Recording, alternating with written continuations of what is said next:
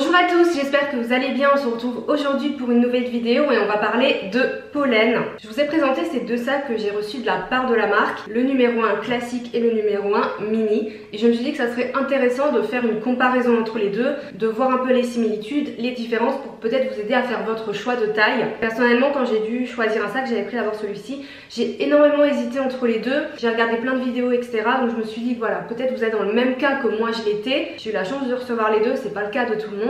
Donc je me dis que cette vidéo peut être utile pour vous aider tout simplement à choisir peut-être entre les deux, voir celui qui vous correspondrait le mieux. On va faire aussi une comparaison de la contenance en mettant des objets similaires dans les deux pour que vous puissiez vous faire une idée. On va commencer tout de suite, c'est parti. On va commencer par les points communs entre ces deux sacs. Donc évidemment, comme vous pouvez le voir, le principal point commun c'est la forme du sac. Même s'ils ne sont pas tout à fait pareils, ça reste vraiment dans le même esprit. Donc le numéro 1 classique, ça a été vraiment le premier créé par Pollen, un des premiers sacs lancés par la marque. Je pourrais même dire que c'est le sac iconique. Donc on retrouve vraiment cette forme très ronde, le côté voilà du cuir qui est cousu de cette façon à certains endroits, ce fermoir, c'est vraiment une forme que je trouve originale, atypique, propre à Pollen. Et dans la version mini, donc la taille en dessous, on retrouve également les mêmes formes, le même gabarit, même s'il n'est pas tout à fait pareil, qu'on n'a pas de poignée. Si vous voulez vraiment un sac plus petit, similaire à celui-ci, ce sera le numéro 1 Nano, qui est exactement le même, mais plus petit, et plus petit que celui-ci d'ailleurs. Donc on a vraiment cette forme similaire entre les deux, que personnellement j'aime beaucoup. Au niveau des similitudes, on retrouve également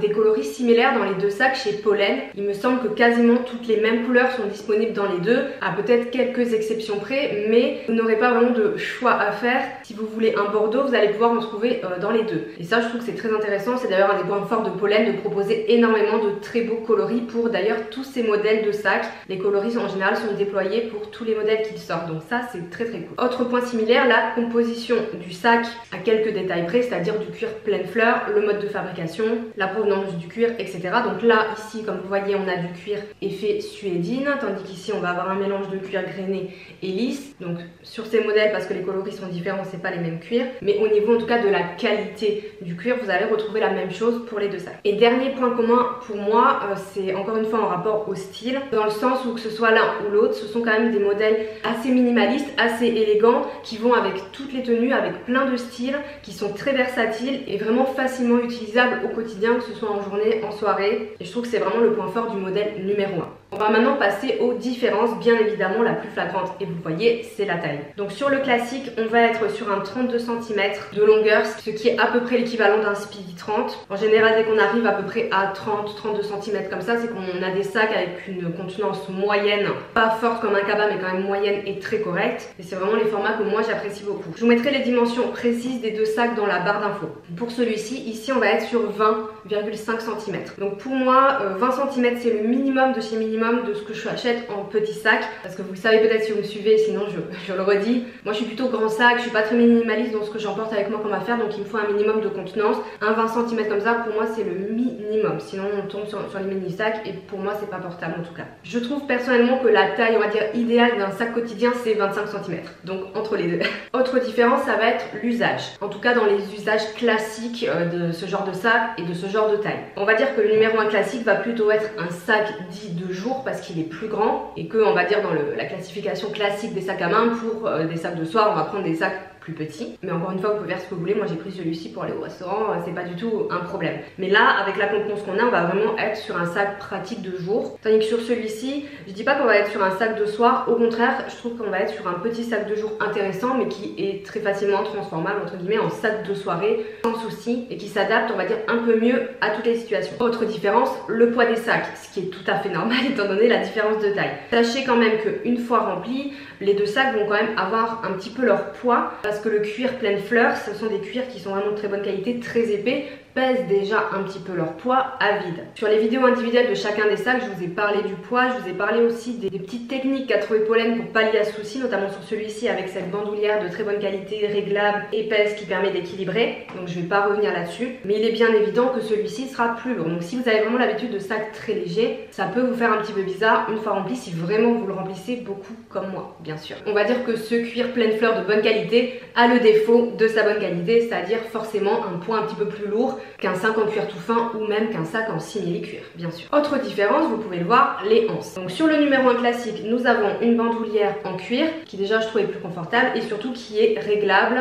des deux côtés, voilà, par les points de réglage. Donc ça c'est très bien parce que selon votre taille, vous allez pouvoir le régler comme vous voulez. Sur le numéro 1 mini, nous avons une chaîne qui n'est pas vraiment réglable, même si encore une fois Pollen n'a pallié à ce souci, dans le sens où à l'intérieur, il est possible de faire un nœud avec la chaîne à l'intérieur du sac pour la raccourcir un petit peu. Du coup on va être sur quelque chose en chaîne qui en soi est peut-être un peu plus esthétique. Je sais pas ce que vous en pensez, vous me direz en commentaire. Je trouve que les anses en chaîne c'est beaucoup plus élégant en fait, ça peut avoir un côté rock, en tout cas c'est beaucoup plus moderne que les anses en cuir plate classique. Donc à vous de choisir entre déjà le style que vous préférez et si vous voulez une bandoulière réglable ou non, et si vous favorisez encore une fois le confort, la bandoulière en cuir est quand même plus confortable au porté que la chaîne. Autre différence, le fermoir qui est pas le même sur les deux sacs. Alors en apparence c'est le même, mais en fait dans le clipsage non. Il y en a un qui va se clipser vers le haut et l'autre vers le bas. Je trouve que le classique est plus facile à prendre en main et à fermer à une main que celui-ci. Ça reste un détail mais c'est un point de différence, donc je vous en fais part évidemment. Même si esthétiquement parlant, vous voyez les fermoirs seront les mêmes et l'effet sera le même.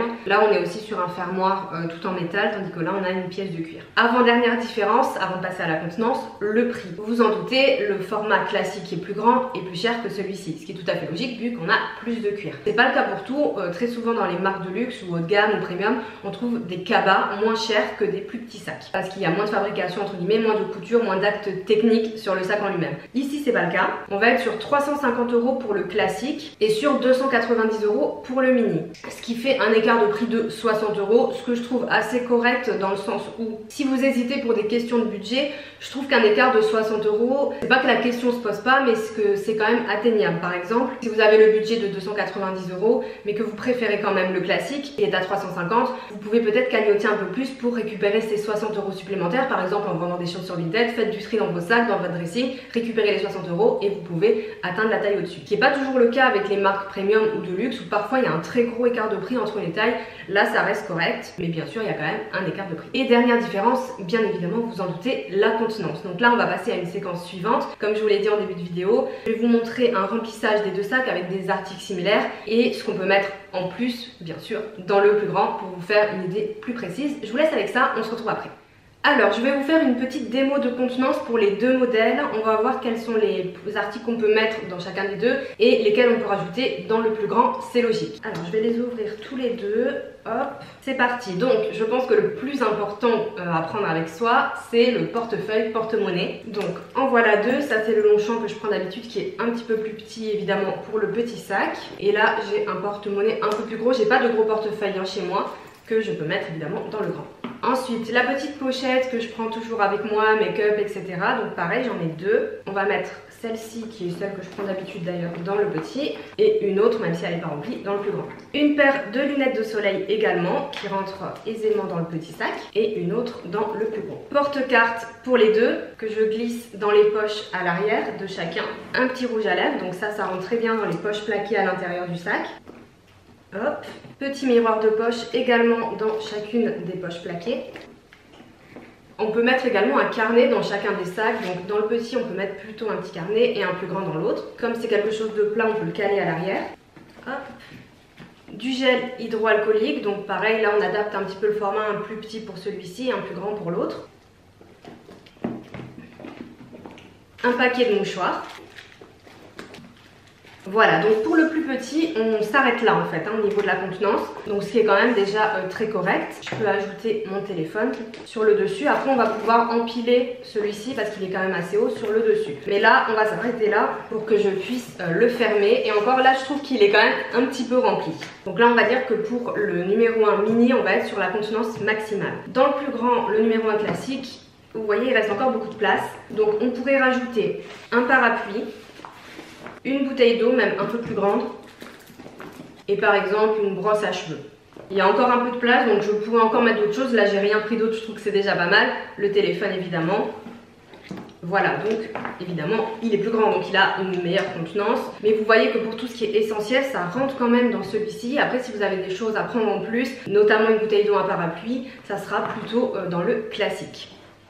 Maintenant que vous avez pu apprécier la contenance entre les deux sacs, j'espère que ça aura pu vraiment vous aider à y voir plus clair. Je pense que c'est un peu la séquence déterminante pour le choix. En tout cas moi c'est ce que j'aurais aimé trouver quand je cherchais des comparaisons. Il y en a mais pas forcément en français, donc voilà. On va terminer avec, on va dire, mes recommandations pour l'un ou pour l'autre. Ça reste subjective, même si j'essaie d'être objective, il y a quand même une appréciation un petit peu personnelle, et comme j'ai utilisé deux sacs depuis des semaines voire des mois, pour celui-ci que j'ai eu il y a quand même pas mal de temps, évidemment mon usage perso entre un petit peu en compte. Donc je choisis le classique si je cherche plutôt un sac du quotidien, si j'ai besoin d'une contenance moyenne, que je prends pas mal d'affaires avec moi, que j'aime pas forcément pour tous les jours prendre un petit sac et un tote bag à côté. Si c'est quelque chose qui vous dérange, ça sera plutôt celui-ci. Également si vous avez une préférence pour les bandoulières en cuir qui sont plus confortables, et si vous cherchez vraiment une bandoulière qui soit bien réglable pour être ajustée parfaitement à votre taille et à votre morphologie. Et enfin si vous n'avez pas peur entre guillemets d'un poids de sac qui peut peser un peu une fois rempli, si vous comptez le remplir beaucoup, si vous avez l'habitude des sacs remplis un peu lourds, je dis pas qu'il est très lourd, hein, vraiment j'ai vu 10 fois pire, mais si vous avez cette habitude, ça sera celui-ci sans aucun problème. Je choisis du coup le numéro 1 mini. Si je cherche plutôt un sac, on va dire versatile, dans le sens que je peux l'utiliser de jour comme de nuit. Également, encore une fois, si vous préférez le style